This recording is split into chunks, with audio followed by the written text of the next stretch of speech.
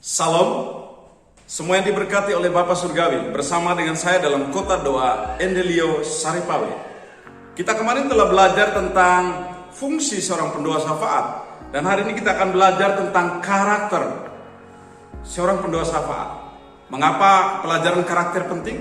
Karena seorang pendoa syafaat, dia harus hidup dimanapun dia ditaruh oleh Tuhan.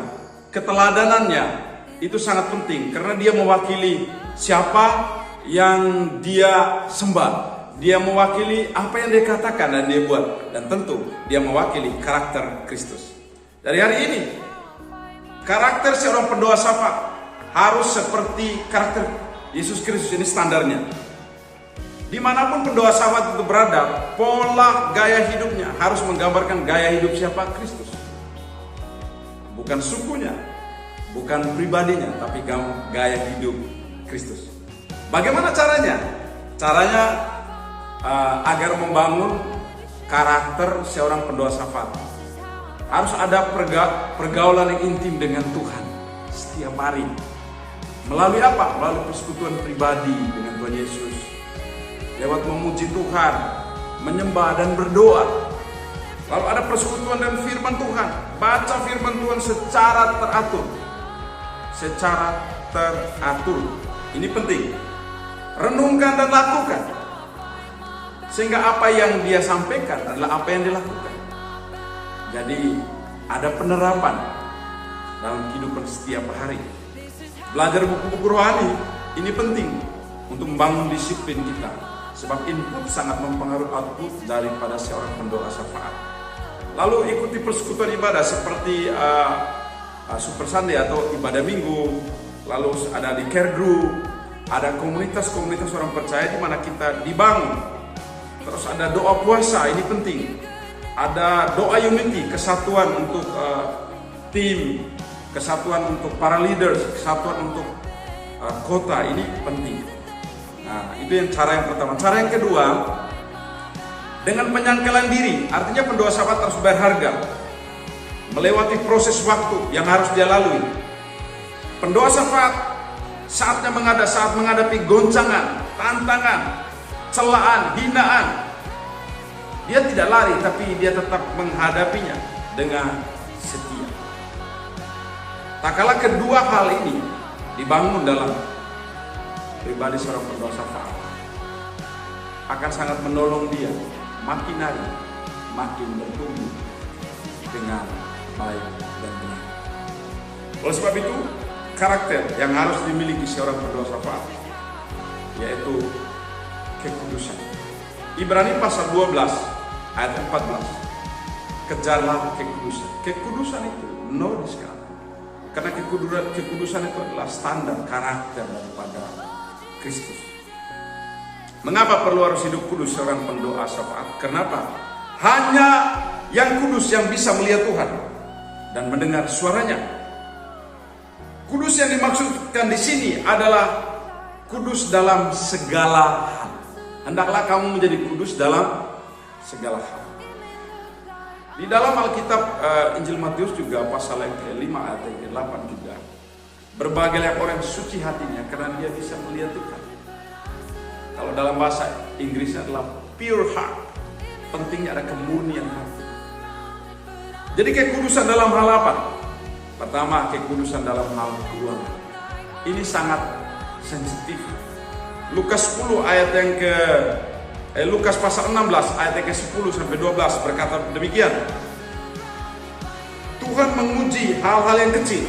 Karena barang siapa setia, Alkitab berkata barang siapa setia dalam perkara kecil, dia setia juga dalam perkara-perkara besar.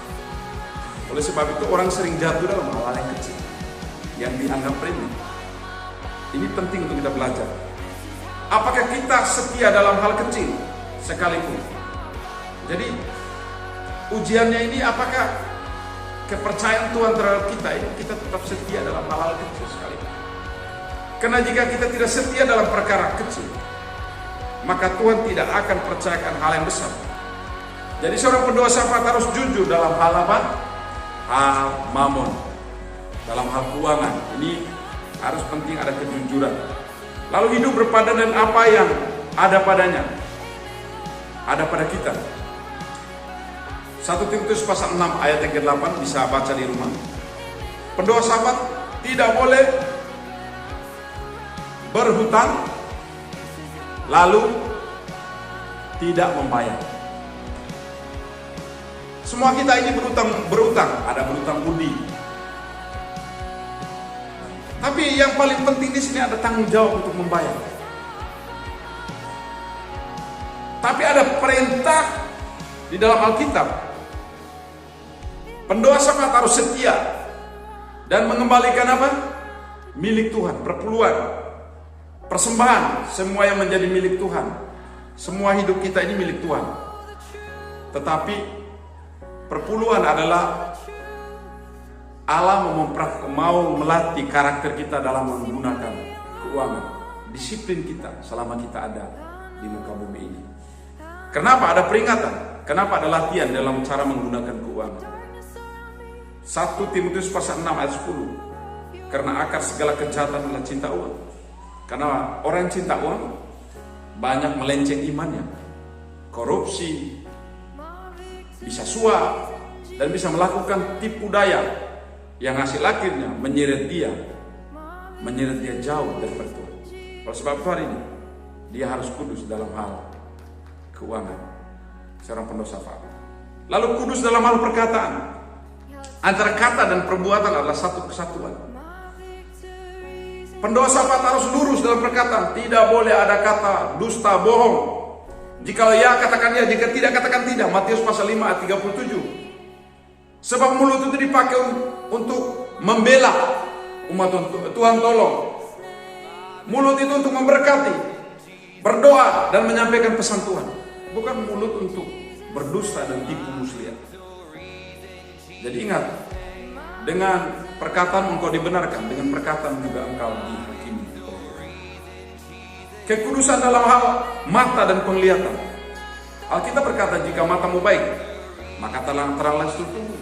Jika matamu jahat, maka gelaplah seluruh tubuh. Seluruh hidup, seluruh penglihatan. Ini sangat mempengaruhi aspek-aspek. Makanya kita Mazmur 119 ayat 37 berkata begini. Jauhkan mata kita dari hal sia-sia. Tetap biarlah mata kita hanya memandang kepada Tuhan. Firman Tuhan mengatakan, lalukan mataku daripada memandang hal-hal yang hampa. Ya, jangan mata seperti ikan tongkol. Pendoa sahabat lihat orang pakai pakaian apa, woi matanya seperti ikan tongkol. Nah ini bahaya. Oleh sebab itu pendoa sahabat harus menjaga cara dia melihat. Lalu pendoa kekudusan dalam hal berpakaian. Jangan berpakaian yang tidak menghormati Allah. Firman Allah berkata dalam kitab Malaikat, jika kamu katakan aku adalah Tuhan atau Bapa, di manakah hormat yang daripada? Jadi Tuhan minta pakaian, kita berpakaian bukan karena gaya-gaya, tapi kita menghormati itu. Karena orang yang menghargai hadirat Tuhan, dia akan cara berpakaian, dia tahu Tuhan hadir menyertai dia di setiap. Lalu apa? Kekudusan dalam hal hatinya. Amsal 4 dan 23. Jagalah hatimu dengan segala kewaspadaan, karena dari situlah terpancarnya kehidupan. Oleh sebab itu, pendoa syafaat itu dia harus memiliki hati yang murni, pure heart. Kenapa? Tidak ada ganjalan hatinya, tidak ada iri, tidak ada dengki saat waktu dia menghadap Tuhan. Karena hati nuraninya bersih di hadapan Tuhan saat dia berdoa tanpa ada tuduhan. Dan waktu doanya menembus batas, doanya langsung tembus sampai ke surga. Karena Yesaya 59 ayat 1 dan 2, bukan telinganya tidak mendengar, bukan tangannya tidak bisa menolong, tapi yang menjadi pemisah antara kita dengan Allah adalah dosa. Jadi kalau hatinya murni, hatinya kudus, hatinya benar, doanya tidak ada halangan. Oleh sebab itu pendoa syafaat, karakter yang harus dia miliki, kekudusan dalam apa lagi? Kekudusan dalam hal pikiran. Pendoa syafaat harus memiliki positive thinking dalam segala hal. Dia tidak berpikir negatif, kotor, cabul, dan pikirannya harus bersih. Ya, pendoa syafaat memiliki pikiran perasaan yang terdapat dalam Kristus Yesus Tuhan. Filipi 4 ayat 8. Filipi 2 ayat 5 dan Kolose 3 ayat yang ke-2. Lalu yang pendoa syafaat kekudusan yang poin yang ke-7, kekudusan dalam perbuatan. Galatia 5 ayat yang ke-22 dan 23. Perbuatannya harus menghasilkan namanya buah-buah roh, 9 buah roh. Pendoa syafaat harus jujur dalam pekerjaan, tidak menipu, tidak korupsi, tidak pencuri dan lain sebagainya, tidak memanipulasi data, tidak mencari keuntungan, tidak menghalalkan segala macam cara. Pendoa syafaat tidak boleh bertengkar dan berkelahi. Hari ini, saudaraku yang diberkati oleh Tuhan, potensi karunia pada saat Anda beroperasi dalam otoritas karunia ilahi, dunia itu bertepuk sorak. Wow, hebat, ajaib. Tapi saat Anda bergerak di dalam buah roh karakter Kristus, surga memberikan jempol. Kenapa? Perbuatan yang akan membawa engkau, karakter yang akan membawa engkau saat menghadap Tuhan. Visi di hidupmu akan dibuka saat engkau menghadap Raja segala raja. Jadilah pendoa syafaat yang berkarakter. Seri ini kita akan belajar baru kekudusan. Yang paling seri pertama adalah kekudusan dalam 7 poin. Dan kita akan lanjutkan di seri berikut di hari esok untuk poin berikutnya. Tuhan Yesus memberkati. Salam. Tuhan Yesus tetap bersama kita, dan hari ini kita akan melihat video doa pelabuhan dan doa di wilayah airport. Mari kita saksikan kota doa, pengajaran firman dan penerapan. Salam.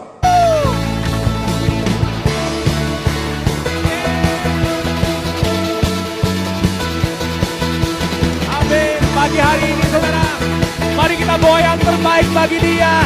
Kita bawa sorak-sorai kita bagi Dia, pujian kita bagi Dia.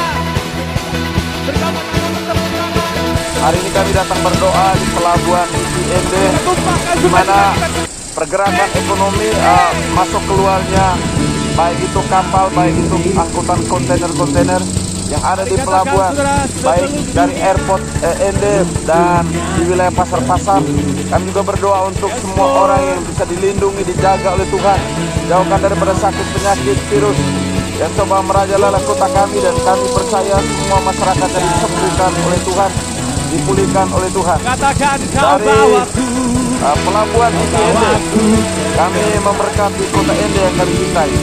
Sehat, diberkati, dan kami percaya ada banyak hal yang baik dari Allah turun atas kota IND di dalam nama Tuhan Yesus. Amin.